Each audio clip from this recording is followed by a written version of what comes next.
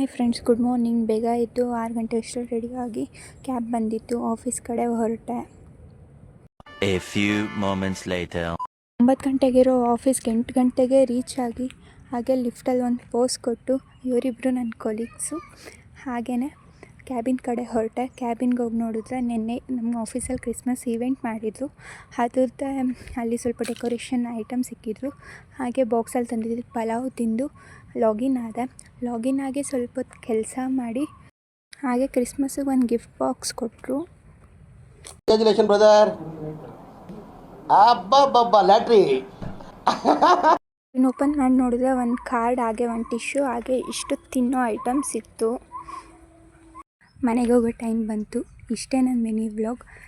System shut down ಮಾಡಿ ಮನೆಗೆ ಹೊರಟೆ.